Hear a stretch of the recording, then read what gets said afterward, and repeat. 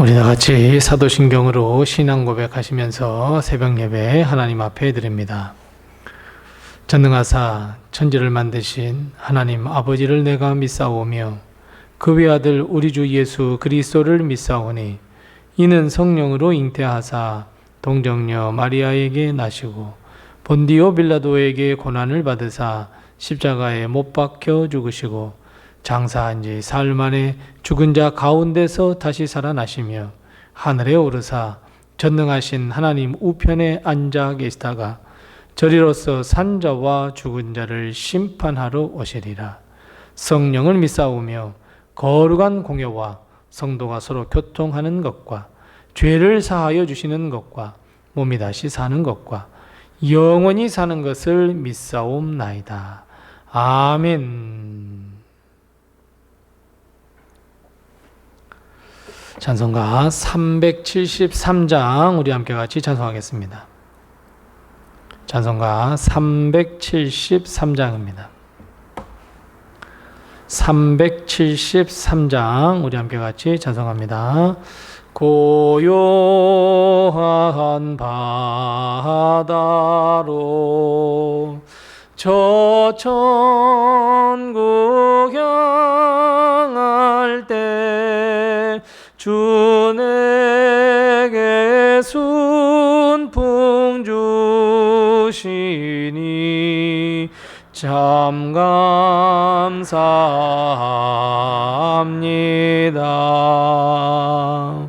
큰 물결이 일어나 나 쉬지 못하나 이 풍랑으로 인하여 더 빨리 갑니다. 내 걱정 근심을 쉬없게 하시고 내 주여 어두운 영혼을 곧 밝게 하소서. 이 세상 고락간 주 뜻을 본받고 내 몸이 의지 없을 때 큰 믿음 주소서. 아멘.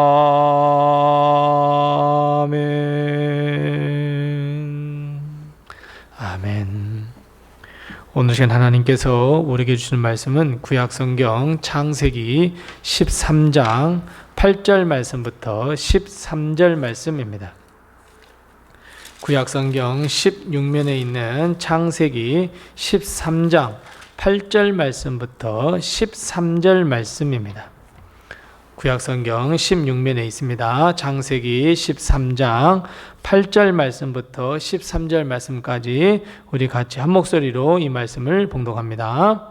아브라함이 롯에게 이르되 우리는 한 친족이라 나나 너나 내 목자나 네 목자나 서로 다투게 하지 말자. 내 앞에 온 땅이 있지 아니하냐. 나를 떠나가라. 내가 좌하면 나는 우하고 내가 우하면 나는 좌하리라. 이에 롯이 눈을 들어 요단 지역을 바라본즉 소알까지 온 땅에 물이 넉넉하니 여호와께서 소돔과 고모라를 멸하시기 전이었으므로 여호와의 동산 같고 애굽 땅과 같았더라. 그러므로 롯이 요단 온 지역을 택하고 동으로 옮기니 그들이 서로 떠난지라. 아브라함은 가나안 땅에 거주하였고 롯은 그 지역의 도시들에 머무르며 그 장막을 옮겨 소돔까지 이르렀더라. 소돔 사람은 여호와 앞에 악하며 큰 죄인이었더라. 아멘. 오늘도 하나님의 큰 축복과 은혜가 우리 교회와 성도님들의 가정 그리고 우리 모든 자녀들에게 늘 함께 하시기 바랍니다. 거부가 되어버린 아브라함, 그리고 또 다른 거부가 된 롯. 결국 이 두 사람은 헤어지기로 결심했습니다. 두 사람은 사이가 좋았지만 일꾼들이 가축에게 서로 좋은 것을 먹이기 위해서 싸웠기 때문입니다. 그래서 그들은 결국 헤어질 결심을 했습니다. 그렇다면 여러분, 상식적으로 보면 갑이 누구이고 을이 누구이겠습니까? 나이로 보나 롯이 부자 된 것으로 보나 갑은 아브라함이 되어야 하고 선택권은 아브라함이 가져야 옳습니다. 그런데 아브라함은 롯에게 먼저 선택권을 주었습니다. 뿐만 아니라 롯은 연장자인 아브라함, 솔직히 자신이 거부가 된 것은 아브라함 때문인 줄 알았다면 선택권을 아브라함에게 넘겨주어야 합니다. 다시 돌려주어야 합니다. 이것이 인지상정이고 이것이 나이가 더 어린 사람의 선택이어야 되는데 롯은 아랑곳하지 않고 보기에 물이 넉넉하고 좋은 땅을 선택해 버렸습니다. 얼마나 얄미웠겠습니까? 그런데 아브라함은 왜 헤어질 결심을 하면서 롯에게 우선 선택할 수 있는 우선권을 주었다고 여러분 생각하십니까? 왜냐하면 아브라함은 하나님께서 함께 하시면 그 어디든지 하나님께서 함께 하신다면 거기가 어느 곳이 되든지 복이 임할 것이다라는 것은 그 믿음 때문이었습니다. 인간적으로 생각하면 더 좋은 것을 선택하는 것이 지혜로워 보이고 조카 롯이 선택했을 때 야단칠 수도 있었습니다. 하지만 아브라함은 전혀 그렇지 않았습니다. 그리고 롯이 선택한 대로 모든 것을 다 행했습니다. 이 모든 것은 아브라함 마음 가운데에 하나님이 함께 하시면 된다라고 하는 이 믿음 때문이었습니다. 롯의 선택 기준은 눈에 보이는 것이었습니다. 물이 넉넉한 곳이었습니다. 더 많은 것을 가질 수 있는 가능성이 있는 곳을 선택했습니다. 우리는 아마 대부분 다 여기에 한 표를 던질지 모릅니다. 눈에 보이는 것이 최고라고 생각하고 우리는 그곳을 선택한 롯에게 박수를 보냅니다. 나라도 그런 선택을 했을 거라고. 하지만 여러분, 눈에 보이는 것이 전부가 아닙니다. 오늘 본 말씀 7절 말씀해 보면 롯이 선택한 곳이 어떤 곳이라 말씀합니까? 맞습니다. 소돔과 고모라였습니다.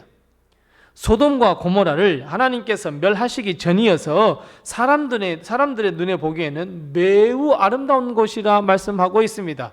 하나님께서 꼭 지으신 동산 같다라고 말씀하고 있습니다.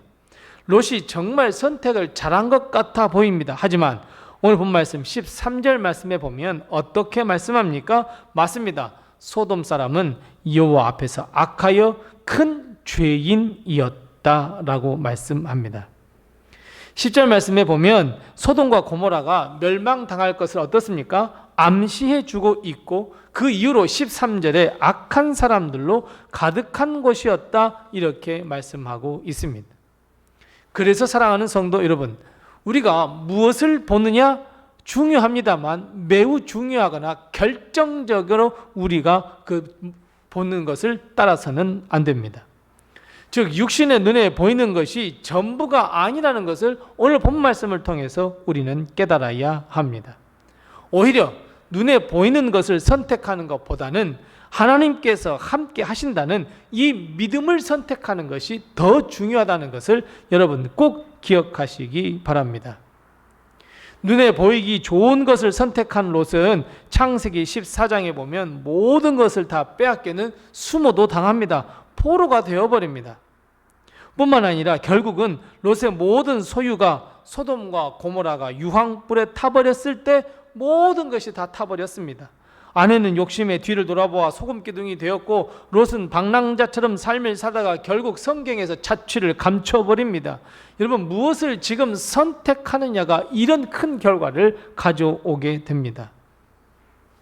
반면에 여러분 내일 함께 은혜를 나누겠지만 아브라함은 삭막한 곳에서 하나님을 만나 하나님으로부터 또 한 번의 약속과 변함없는 축복을 받게 됩니다.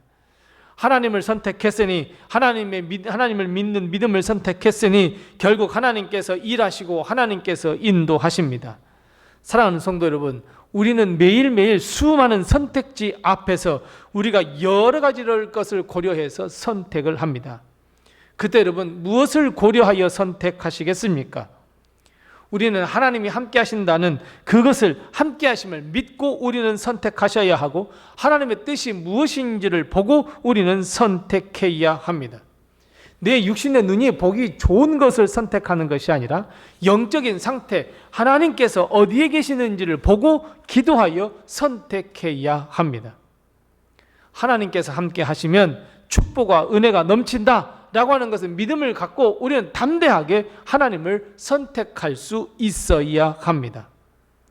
그래서 여러분 하나님의 말씀에 순종하고 지금 당장 눈에 보기에 어려운 일들이 많은 것처럼 보이지만 하나님께서 함께 하심을 믿고 하나님께서 원하시며 하나님의 마음이 어디에 있는지를 깨달아 우리는 그 길을 걸을 때 하나님은 분명히 우리와 함께 하시며 축복과 은혜의 길로 인도하시며 우리에게 말할 수 없는 복을 허락해 주십니다. 롯은 처음에 요단 지역을 바라보았습니다. 소알까지 물이 넉넉하다는 것도 보았습니다. 그리고 요단 들로 향했습니다.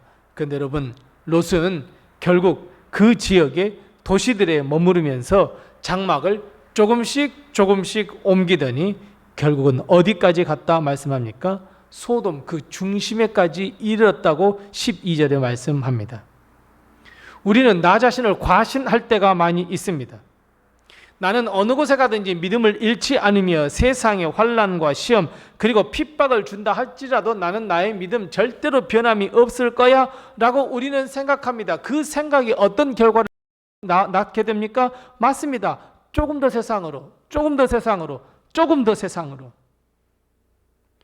어느 틈엔가 우리는 롯처럼 소돔 땅 한가운데에 있게 됩니다. 세상의 쾌락과 죄는 처음에는 조그마한 죄를 짓게 됩니다. 티가 나지도 않을 만큼 쾌락을 즐기게 됩니다. 우리는 스스로 위로하게 됩니다.